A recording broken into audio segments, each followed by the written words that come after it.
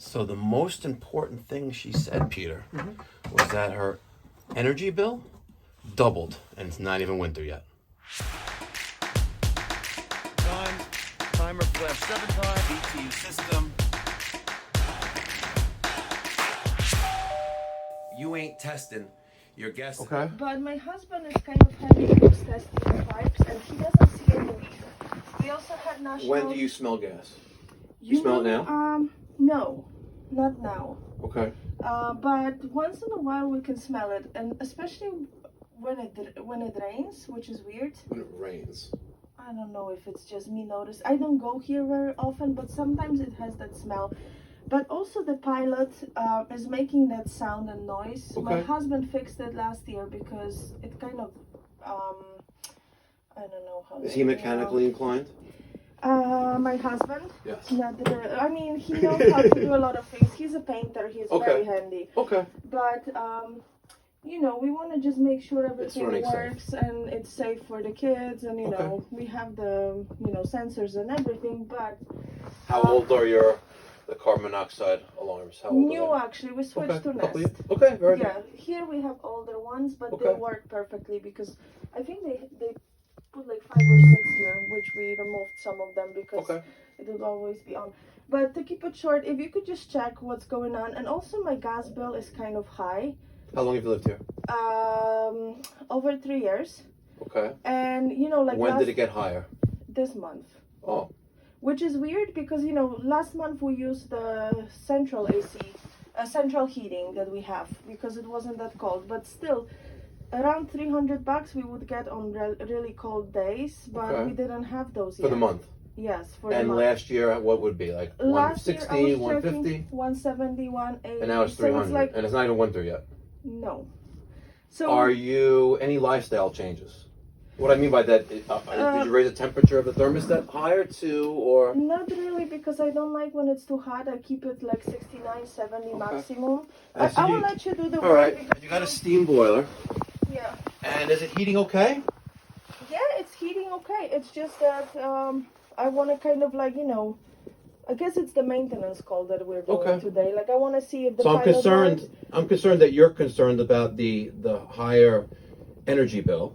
That may be something. Hopefully it's not too dramatic. I'm trying to convince my husband to do the Navi and the wall unit. Well, you have steam.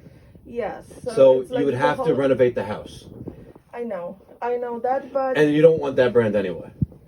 Yeah, that's what people were saying. It's so problematic. So it is. Then I figured, if this is, not efficient, why don't we let's see what's going on with it. But, obviously, nobody wants the expensive. They don't have to. Let's make sure it's burning properly, efficiently, but most importantly, safely. Yes. I have the equipment to make sure to test everything. Okay. It's a steam boiler, so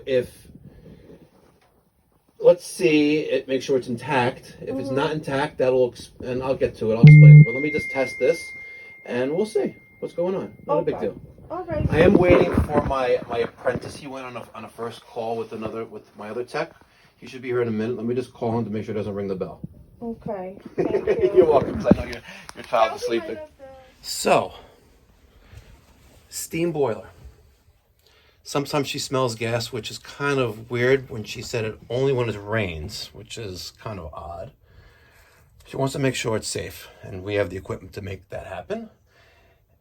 But the biggest thing she said was the energy bill. Normally $160, $170 a month in the middle of winter. Now it's $300.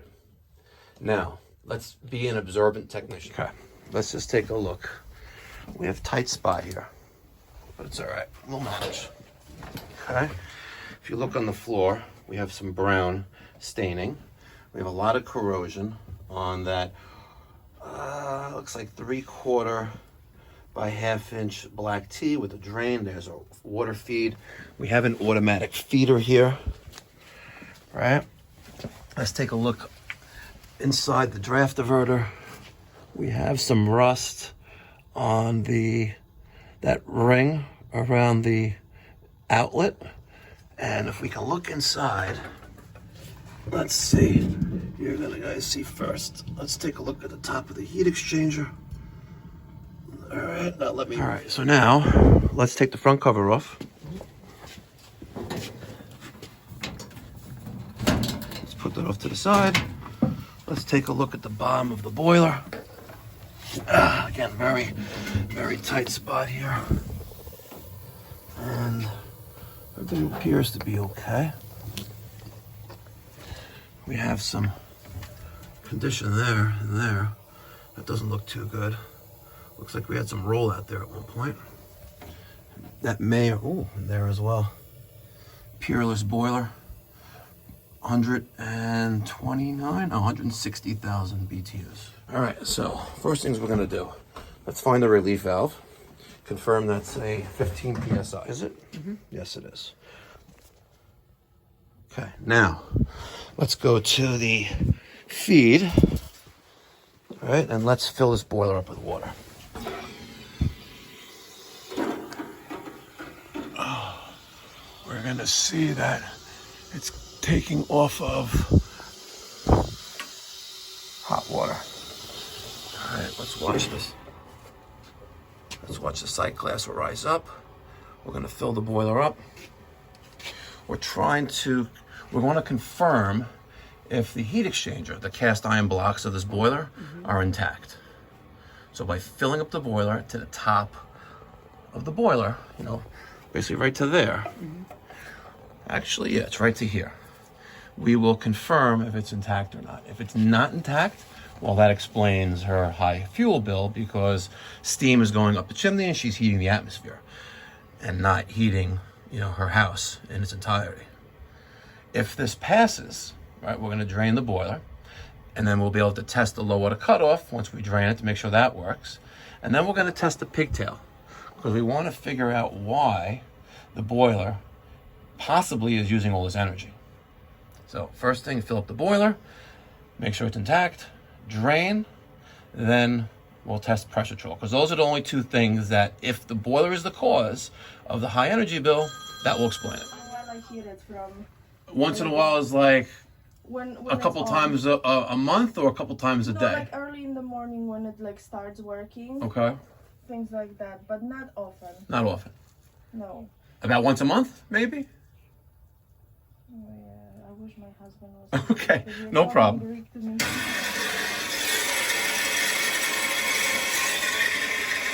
But definitely not often, because I would hear that. Good. Okay. Let's see. Is there a drain on the other side? All right, we're taking all the burners out.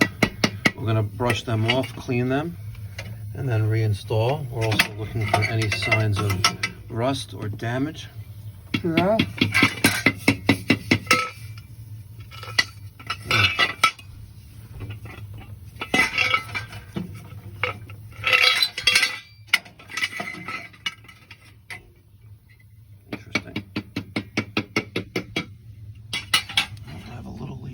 But that's coming from the top nut of my sight glass, as you can see. See that dripping right there? That's coming from the sight glass. Alright, now I'm draining down. It held water. Put a slight drip on the relief valve there. Hopefully that stops. Peter's got the M18 shop vac. He's got the nylon brush. I'm gonna clean up all the burners. We're gonna drain until there's no water left. Make sure the low water cutoff light comes on. All right, we're still draining, and we're almost at the point of the probe, the low water cutoff probe, being higher than the water level, and we want to confirm that light right there comes on with a low water condition. We still got to take care of the sight glass leaks, but right now we're just confirming the heat exchanger is intact. We need leak-free heat exchangers, isn't that right? They can't be leaking anything. Combustion gases or water. Nothing. Okay. So now she's lower than the water level. As you can see, that light is on. We need to talk to her about this, because there's gonna come a point where that nipple at the bottom of the boiler is not gonna want to come out, and that may be today, but we should address this with her. Ma'am, do you have a minute?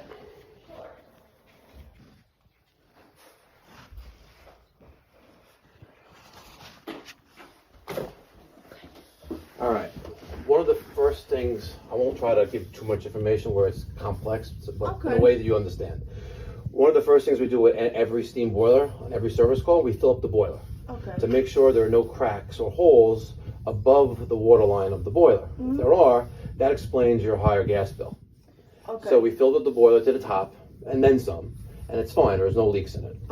So anything at this point is mechanical or control.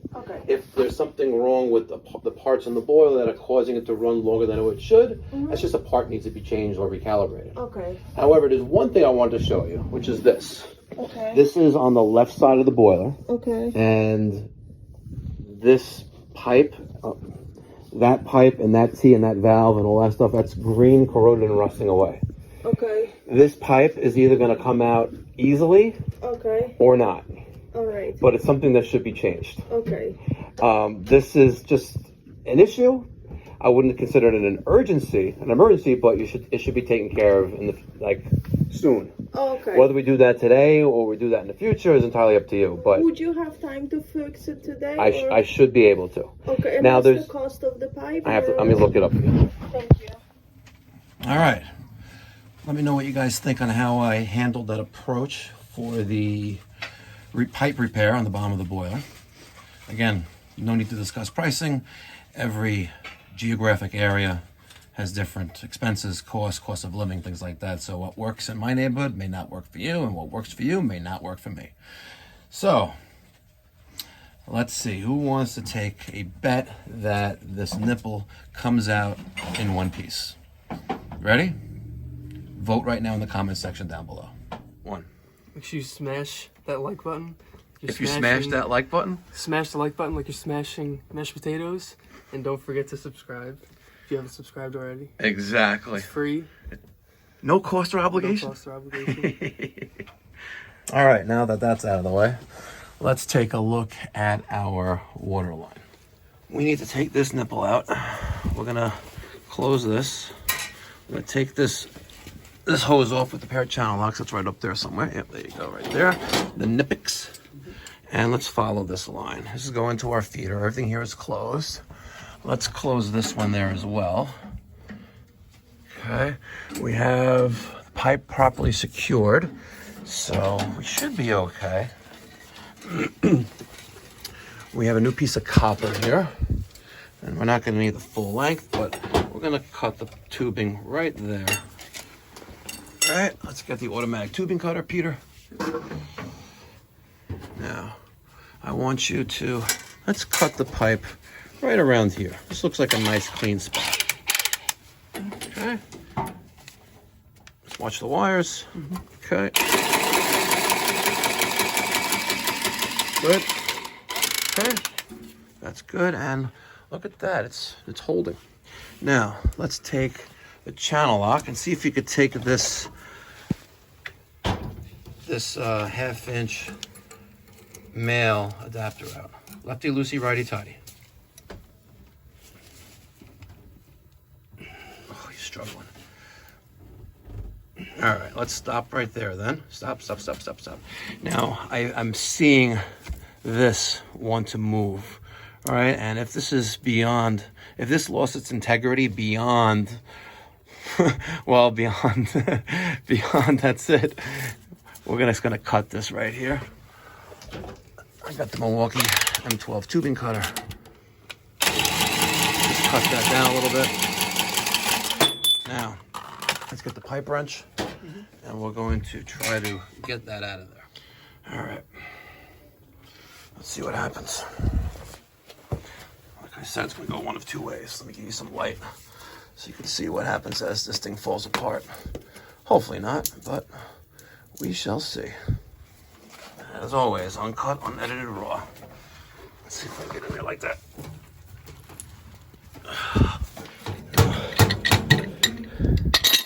She ain't going. She is not going. She's not going peacefully, that's for sure.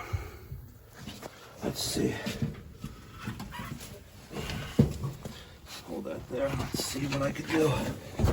It's not looking too promising. I need to get as close to that as possible. I bet you a lot of them are thinking, Mikey Pipes, what the fuck are you doing? Don't touch it. Alright, but one of two things are going to happen with this thing. One, it's going to eventually fail. And then flood out the house. We need a hammer. We've got a hammer. We're going to get this thing out. Alright. Do your thing, buddy. Get in there.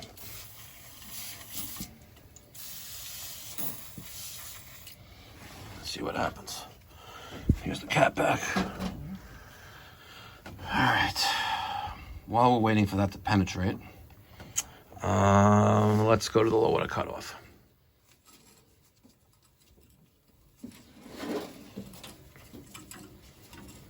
What about the pigtails, clean or clogged? It's clean. Think it's clean? Let's see. Let me blow on it. Yeah, it's clean. Good. Where's that little wire brush? There it is. Let's get some, little bit of Teflon. Clean off the old Teflon with the wire brush. All right, get all that off of there. We don't need that on there anymore. Again, the only thing now would be a defective pressure troll, causing, if the boiler is the cause, causing an excess fuel bill. You want to?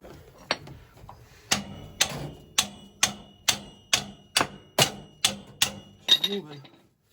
She's sluggish, but she is moving. Come on.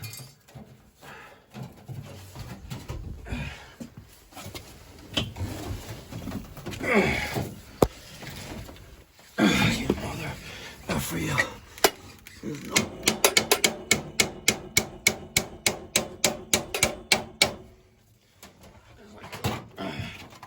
Come on, baby. Don't let me down. Don't let me down.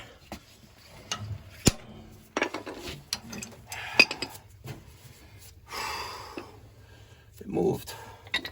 See that, right? I just can't get a wrench in here. Cannot get a wrench in here. There's no effing room. I'm contemplating taking out this valve. I mean, this junction box right now. But there's a lot going on in there. It's not going to come that easy.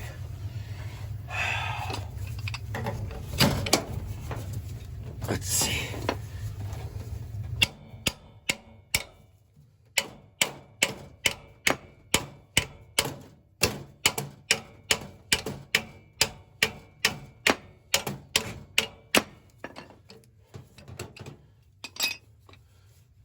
Whole pipe moving. You can move a little more just there. Oh man. Well, where there's a will, there's a way. All right. I'm gonna take a gamble. Well, I already took a gamble. Let me show you what I did. I went for the T.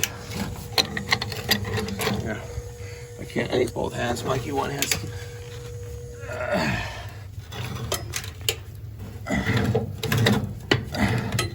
Come on.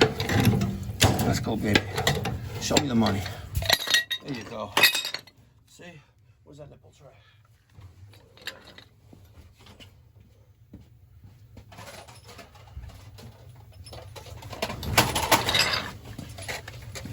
All right.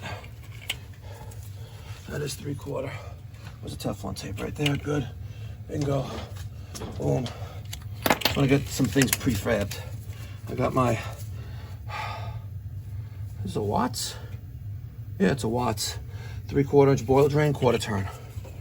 All right, let's take that, put you right on here.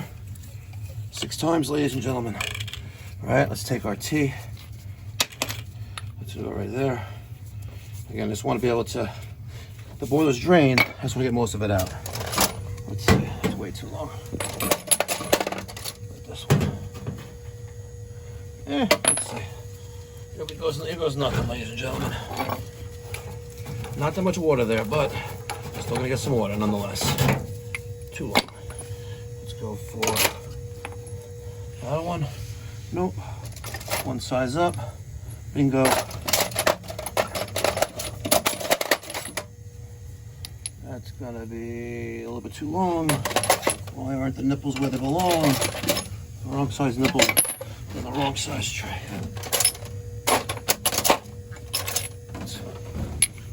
That's too long. Galvanized. Black. Bingo. Okay, now let's throw some Teflon on this bad boy. 1, 2, 3, 4, 5, 6.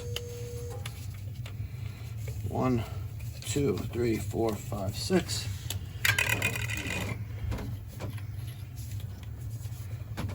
Okay, now.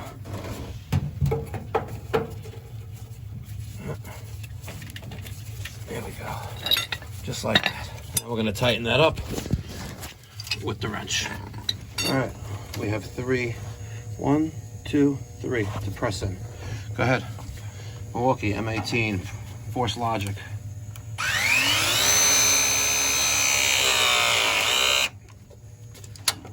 Embrace the technology, ladies and gentlemen, or it's going to run right past you. And the one at the bottom.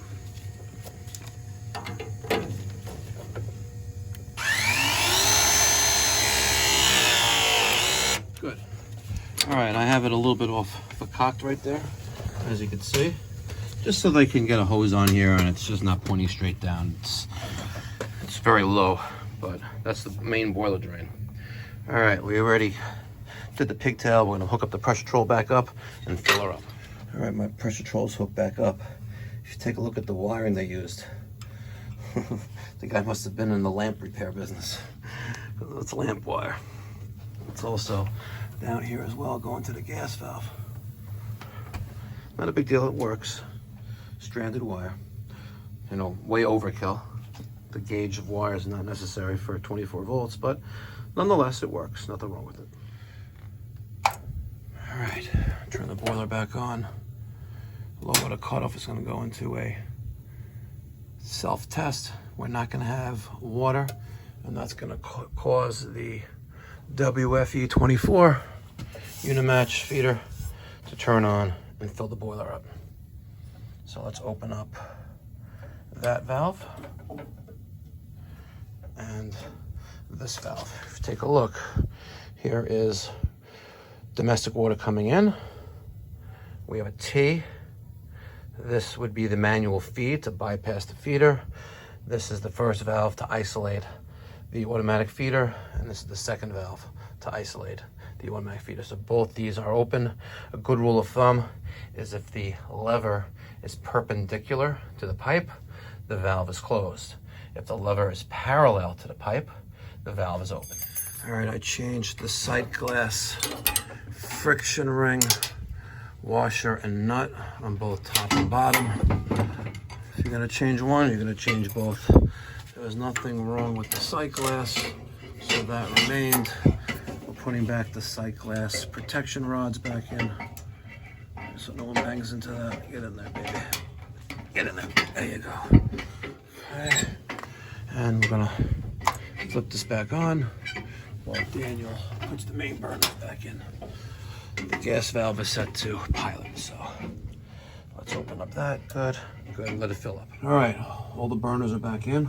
What is that you're holding? Oh, it's just the front. Oh yeah, put that front plate back on, and then we'll start up the testo and do a combustion test. All right, we do have a call for heat. My thermostat relay is energized and I have 24 volts at the gas valve.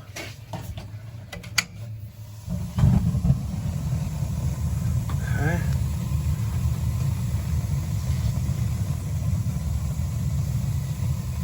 zero indication of flame rollout.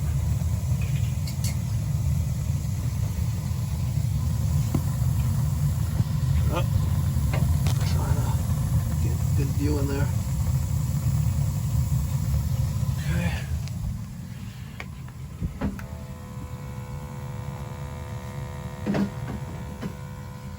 Let this run for a little bit and then do a combustion test.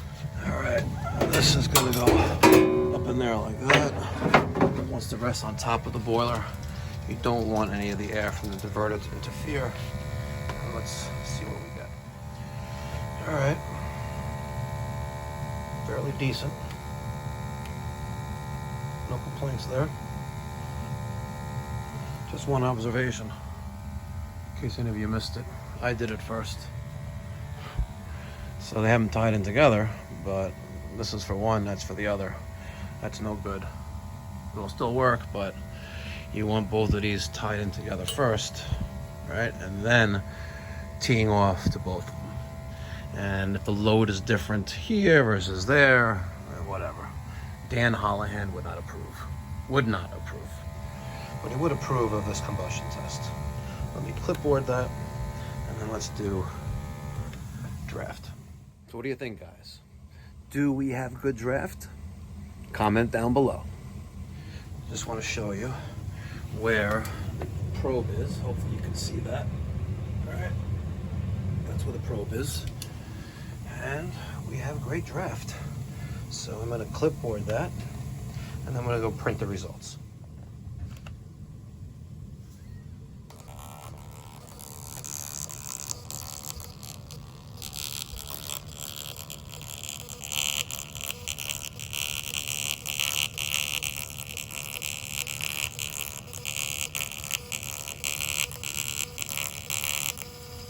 Very good. All right, there's my combustion test results. I use these little shipping label baggies. I get these from Uline. I think this is 4x8. And every year when you do a combustion test, you take the printout and stick it in there so you don't close over the top. And a picture of that gets taken with our dispatching and mobile invoicing app called ServicePal.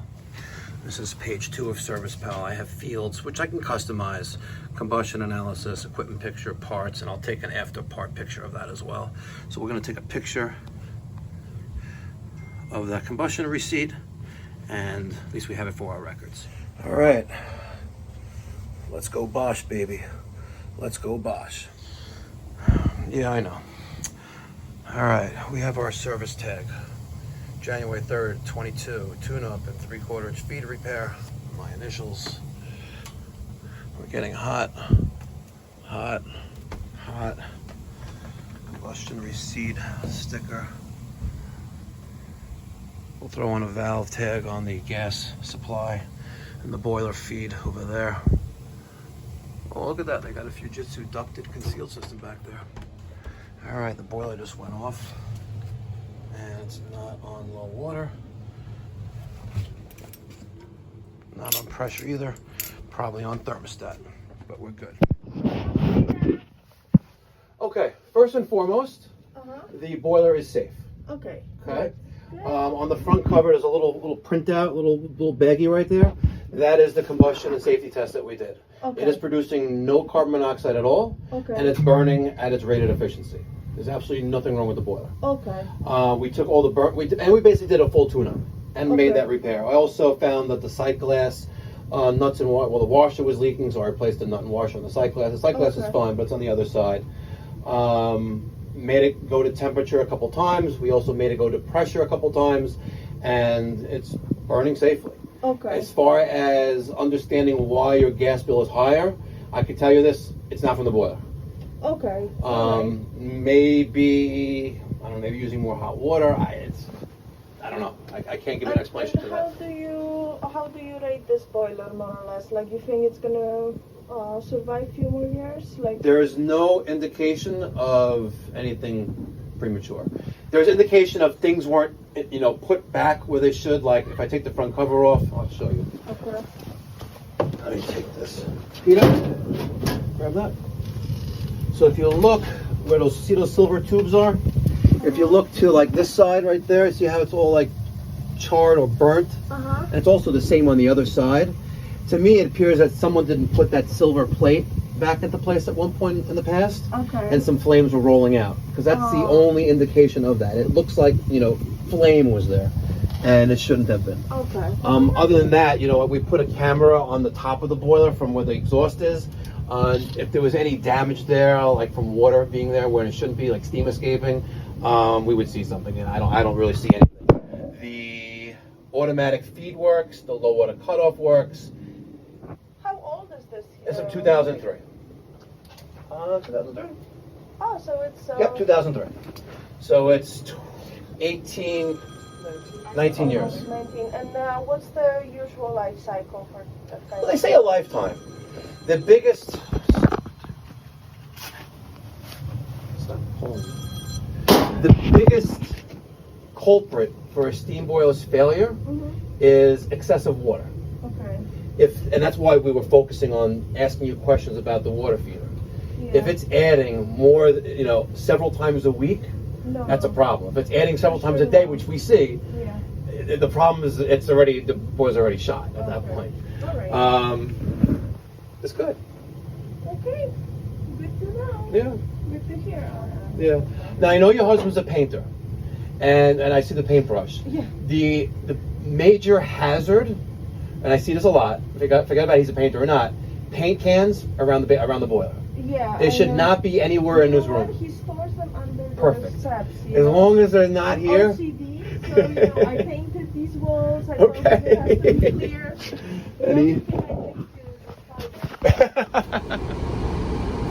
So what'd you think? You missed the first intro, 5 minutes. She had spoke about, you know, when I first got there, that she wanted to get rid of it. She wanted to put a navy in, but all her friends told her against it because they suck. In her own words. In her own words. And I said, listen, if you could get rid of steam, but you have to renovate your house in the process. Because you have a one-pipe steam system, you're gonna have to, you know, major renovation. I am disappointed though. I was willing to wager, as soon as she said gas bill doubled, I'm thinking, all right, the boiler's almost 20 years old, we have an automatic feeder, so either there's a crack above the water line or the pressure trough. So one of two things was bang bang and boiler is dead. Because if either one of those, well, if the pressure trough was an issue, then we could easily replace that. But I was really expecting, and again, I don't wish that upon anyone, not even to my worst enemy, there's not, right? But I was really expecting the heat exchanger failure. But she's lucky. And if it had failed, I'm willing to wager that would have been the straw that broke the camel's back, and she would have converted to a cast iron hydronic boiler for space heating on baseboard radiators. I know someone corrected me, you told him a steam boiler is not a hydronic boiler. Well, technically it is, but a hydronic boiler in my mind is for 180 degrees of space heating. Steam is steam. All right, guys. Hope you enjoyed this video. Make sure you smash that thumbs up button.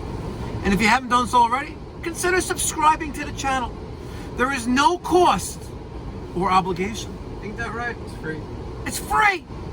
And if you want to get post notifications, and what that means is to be notified by YouTube when I drop a video to this channel, smash that alarm bell, that bell for post notifications. All right, guys, be well.